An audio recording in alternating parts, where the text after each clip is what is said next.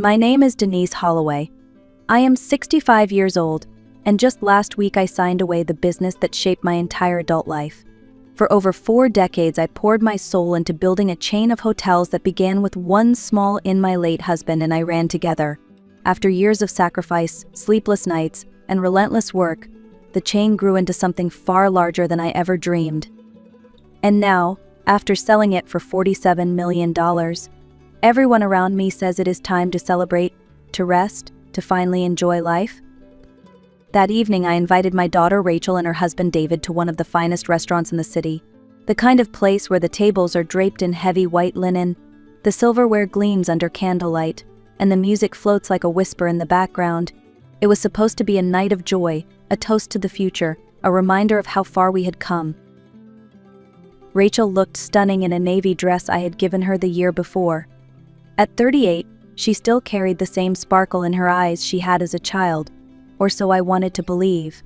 David sat beside her, polished as always with that charming grin he often used in business conversations. He lifted his glass of champagne. Rachel followed, her eyes shining. "Mom," she said warmly, "to your success. To everything you built, you deserve it." Our glasses clinked together. They drank champagne. I sipped my cranberry juice. My doctor had been firm, no alcohol with my blood pressure. For a moment I felt proud, almost relieved. Then my phone buzzed on the table. It was Linda, my attorney of many years, calling to confirm the last signatures on the contracts. I excused myself and walked toward the lobby for better reception. The call was brief, no more than a minute. When I returned, Rachel and David were leaning close together, whispering. Their conversation stopped the moment I approached. "Everything all right?" I asked casually. "Of course, Mom," Rachel smiled, but her eyes did not match the warmth of her lips. I reached for my glass again, ready to take another sip. That is when I noticed it, a faint residue swirling at the bottom, as if something had been dissolved into the juice. My hand froze. I set the glass back down, my smile fixed in place. Something was wrong. I could feel it deep inside, though I said nothing. Not yet. I left the restaurant with Rachel and David walking just a few steps behind me. The night air was cool, and for a moment I thought maybe I had imagined the strange residue in my glass. Perhaps it was nothing more than a poorly rinsed cup or a bit of fruit pulp. I wanted so badly to believe that. But when we reached the valet stand, something happened that erased every trace of doubt. A quiet knock tapped on the window of my car. I turned and saw Anthony, the waiter who had served our table all evening. His face was pale, his eyes restless as if he were debating whether to speak. I lowered the glass. "Mrs. Holloway, forgive me," he whispered quickly, glancing around as though someone might hear. "I know this is unusual, but there is something you need to know." My stomach tightened. "What is it, Anthony?" He swallowed hard. "When you stepped away to take your phone call, I was serving the table next to yours. I saw your daughter lean over your glass. She poured something into it, a small vial, white powder." Her husband looked around the room, making sure no one noticed. My chest turned cold. I forced my voice to remain steady. "Are you absolutely certain?" His eyes locked on mine, firm and unwavering. "I have worked here 15 years, ma'am.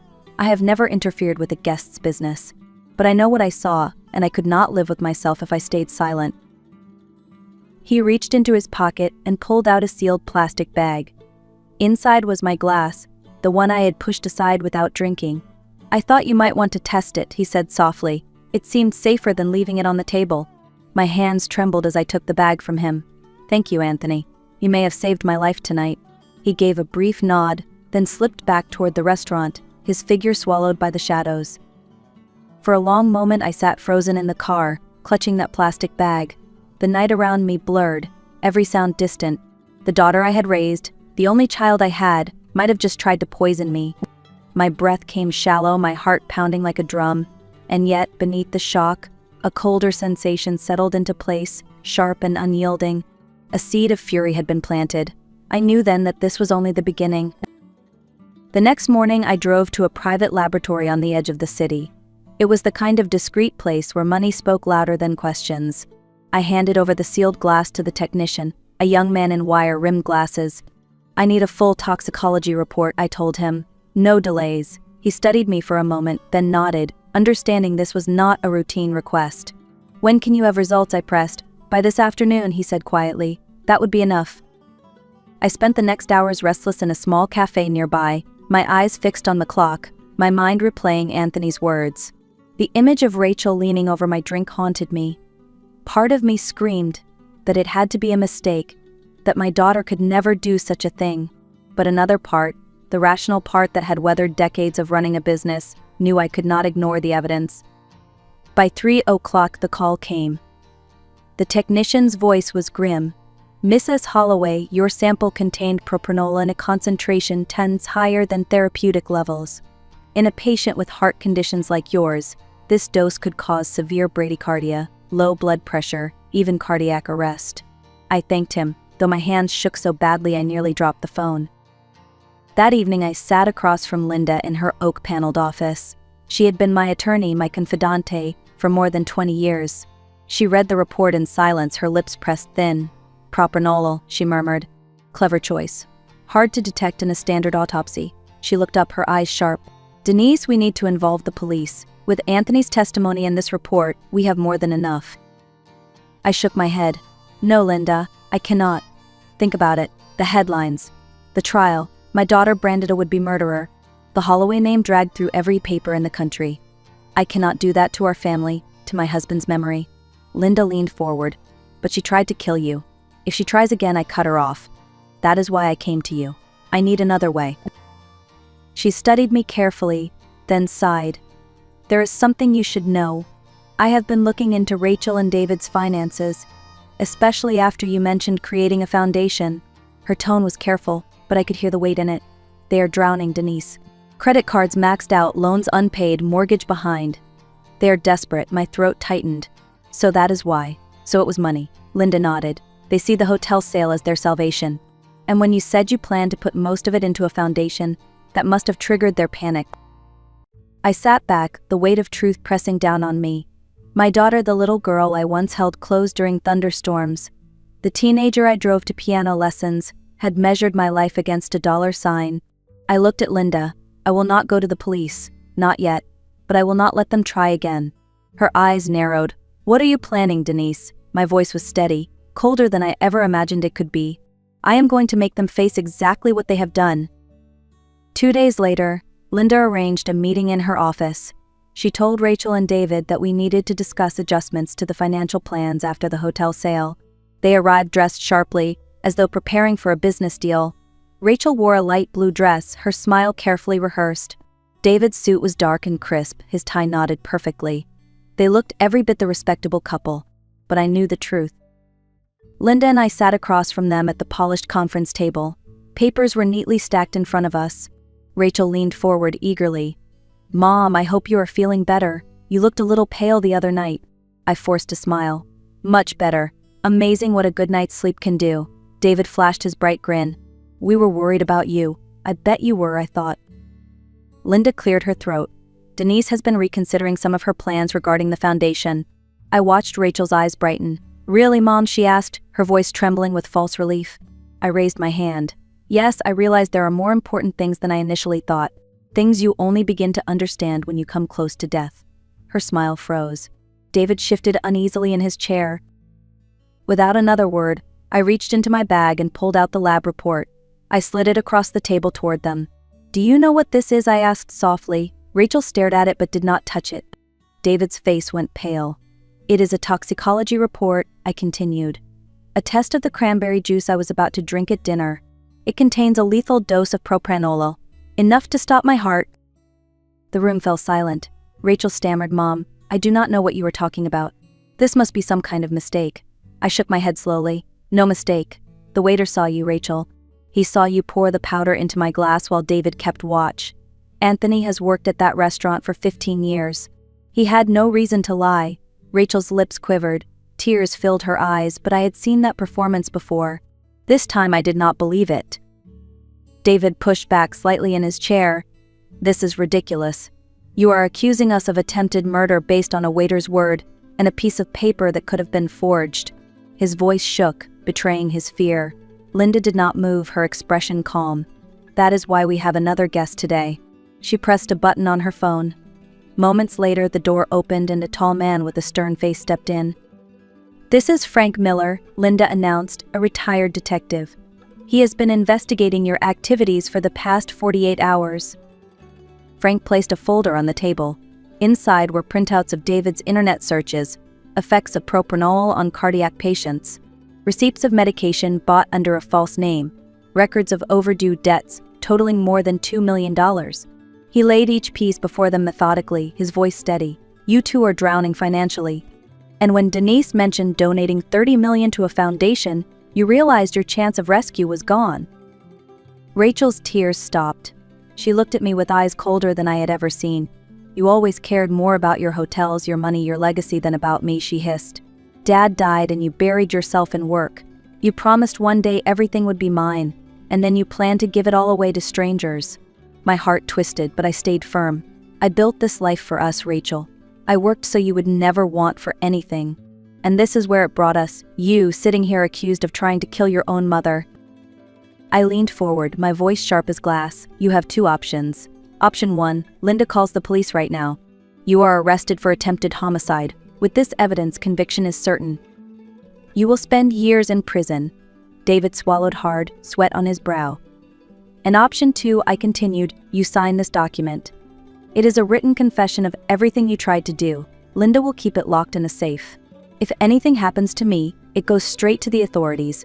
In return, you leave my life forever. No contact, no requests for money, nothing. You disappear from this country and never look back.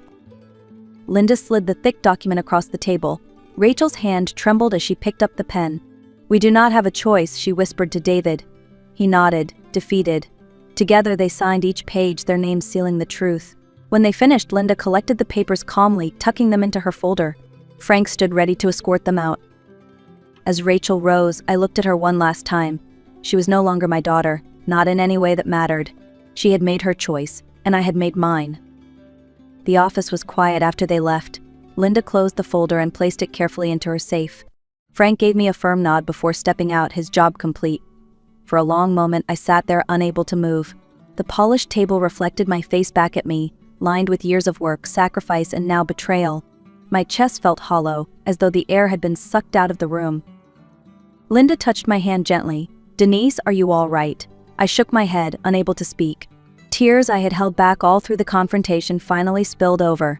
They came in a silent stream, hot against my skin. I had imagined many hardships in my life, running a business alone after my husband passed, weathering financial storms, facing illness, but nothing compared to this. Nothing compared to realizing that my only child had chosen greed over love. We drove back to my home in silence. The city lights blurred past the window, but I barely saw them. My mind was trapped in memories. Rachel as a little girl, gripping my hand on her first day of school. Rachel practicing the piano in the living room, her small fingers determined and bright. Rachel crying into my shoulder when her first boyfriend broke her heart. Those images clashed violently with the one I had seen today. My grown daughter, pen in hand, signing a confession that she had tried to poison me. At home I sat in the living room, the house too quiet, too large. The ticking of the clock on the wall sounded louder than ever. Linda poured me a glass of water and urged me to rest. You need to take care of yourself now, Denise, she said firmly. I nodded, though I did not feel strong. I felt broken, yet strangely light, as though a terrible burden had finally been exposed. As I lay in bed that night, staring at the ceiling, a single thought circled in my mind. Rachel was gone, not by death but by choice. The daughter I had raised no longer existed. In her place stood someone I could not recognize, someone who valued money over the bond between us. And though grief cut deep, a cold determination began to rise beneath it. If I had lost her, then I would not lose myself as well. I would find a way to turn this pain into something meaningful. The days that followed felt heavy, but I refused to sink into despair. Instead, I threw myself into the plans that had begun long before the poisoning attempt. If Rachel saw my foundation as a threat, then I would make it stronger than ever. It would not only bear my husband's name but also stand as proof that my life's work had meaning beyond money. The Holloway Foundation would be my answer to betrayal. Linda helped me draft the final documents. Within weeks, the foundation officially launched. The mission was clear: provide housing for children without families, scholarships for students who dreamed of college, and resources for struggling communities. I wanted to build something that outlived me, something that could not be taken away through greed or manipulation. Every dollar invested carried a piece of my heart, a piece of what I once hoped Rachel would inherit in spirit, if not in cash. I visited the site of our first major project, a children's home near the city center. The lot was nothing but concrete and weeds, but in my mind I saw it already. Bright bedrooms filled with books and toys, a library with shelves reaching to the ceiling, a kitchen that smelled of fresh bread, and a playground where laughter could echo. I instructed the architects that this must not look like an institution. It had to feel like a real home. Every child who walked through its doors should know they were safe, wanted, and loved. As construction began, I found myself walking the grounds each morning. Watching walls rise where there had only been emptiness filled me with an energy I had not felt in years. Neighbors would stop and ask what was being built, and when I explained, their faces lit up. For the first time since the betrayal, I felt a sense of pride untainted by bitterness. This was not about Rachel. This was about creating light out of darkness.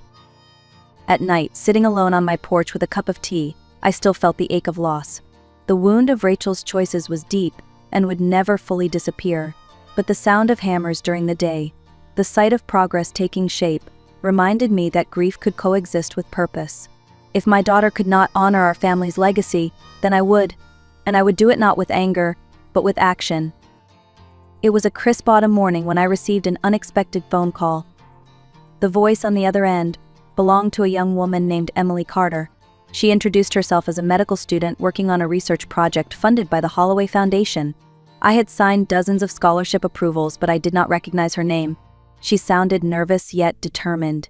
"Mrs. Holloway, I know this may be unusual, but I would be honored if you came to see our lab tomorrow. We are studying treatments for heart disease, and I think you might find it meaningful." Something in her voice touched me. I agreed. The next day I walked into the university research building. The hall smelled faintly of disinfectant and coffee. Emily met me at the entrance, her dark hair pulled back in a ponytail, her eyes bright and intelligent. She could not have been more than 25. "Thank you for coming," she said warmly. "It means a lot to us." She led me into the lab where young researchers leaned over microscopes and computer screens. In the center of the room was a device that pulsed softly, simulating the rhythm of a human heart. "We are developing artificial tissue that can regenerate damaged areas," Emily explained with enthusiasm. "Using a patient's own cells reduces rejection and speeds healing." Her words carried a mixture of science and hope that reminded me of my husband's ambition when we started our first in together building something that mattered. For nearly 2 hours she walked me through the work. Her passion was undeniable. When we finally sat down in her small office, she hesitated. "There is something else I need to tell you," she said, her hands twisting together. She reached into her desk and pulled out a photograph. My breath caught in my throat. The picture was of a teenage girl holding a newborn baby. The face of the teenager was one I knew too well. It was Rachel. My world tilted. Emily's voice was gentle but steady. "Rachel is my biological mother. She had me when she was 17. She gave me up for adoption. I was raised by a wonderful family, but a couple of years ago I learned her name.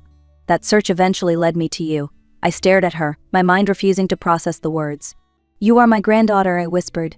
She nodded, eyes shining.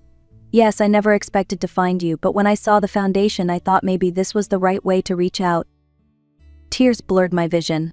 After losing my daughter in every way that mattered, here sat a piece of her I never knew existed. A granddaughter. Flesh of my flesh, yet raised by others with values and kindness that Rachel had somehow lost along the way. Emily leaned closer. "I did try to meet Rachel. I traveled to Portugal where she is living now. She refused to see me. She said that chapter of her life was closed." Pain surged through me again, sharper than I wanted to admit. Even in rejection, Rachel's cruelty cut deep. But as I looked at Emily, I felt something shift. The bitterness loosened, replaced by a fragile thread of hope. I reached across the table and took her hands. "Emily," I said, my voice breaking, "I may have lost my daughter, but if you will allow it, I would love to know my granddaughter." Her smile trembled, and tears filled her eyes. "I would love that too," she whispered. In that moment, the hole left in my heart began to mend. From betrayal had come something unexpected, something precious, a second chance at family. A year later, I stood on the steps of a brand new building with my name etched into the stone above the door, the Holloway Children's Home.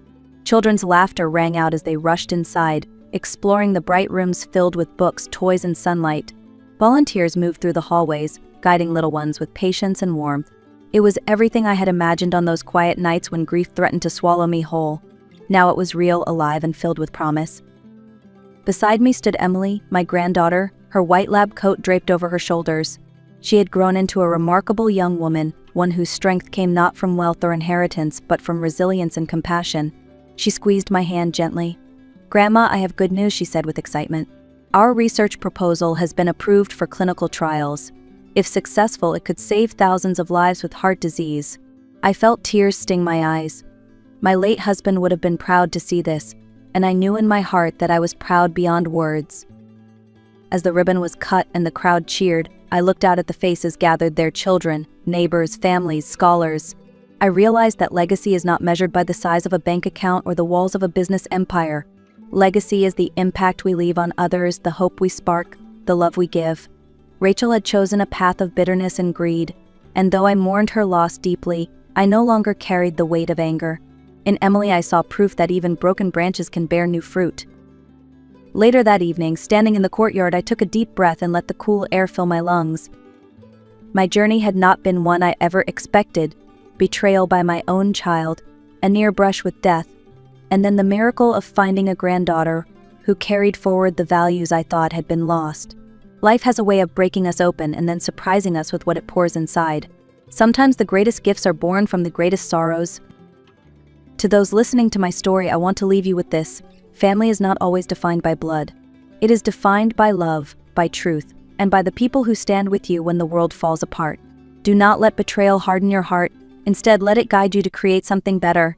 If my story has touched you, I invite you to share it, to comment where you are watching from, and to subscribe so that together we can keep building a community of stories, of lessons, and of hope. Because in the end, hope is the revenge that heals.